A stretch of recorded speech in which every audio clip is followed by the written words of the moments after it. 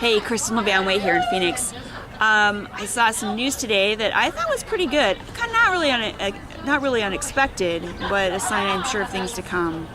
Fannie Mae has released some new lending guidelines, underwriting guidelines, to address folks who have either had a deed in lieu of foreclosure, a short sale, or what they're calling a pre-foreclosure sale. In other words, you sell your house before it forecloses. You already have a trustee sale notice pending.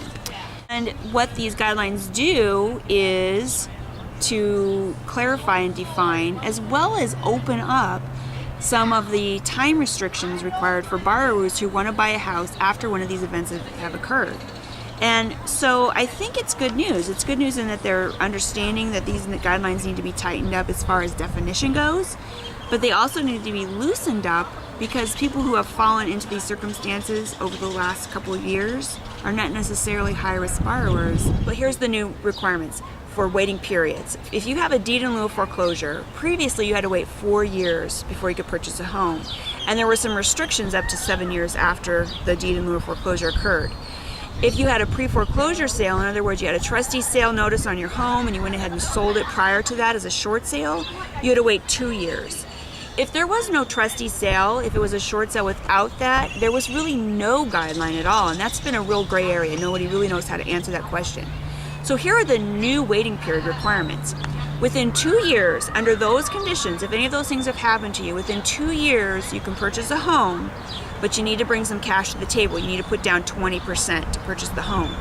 In 4 years, the down payment requirement goes down to 10%.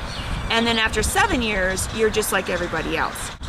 Now, if you had any of those situations, the deed in lieu of foreclosure, a pre-foreclosure sale, or a short sale, with extenuating circumstances, an example of that might be, let's say you had to relocate to a job change, or you had a job loss, or something like that. If whatever the situation is falls into the guidelines of extenuating circumstances, then the waiting period is 2 years with 10% down payment. So it's even less restrictive. So it's a good change, and I think it's just one of many changes to come. So let's just keep our eyes peeled and see what else is coming down the pike. In the meantime, if you're in one of these situations where you're going to lose your home, my suggestion would be that don't think it's the end of the world. Realize that there will be a time not too far down the road when you're going to be eligible to purchase again.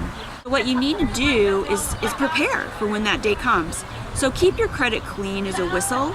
Put away some cash, knowing that you're going to have to bring in a bigger down payment. You're not going to be able to come in with like a 3% down payment. You're going to have to come in with a 10 to 20% down payment.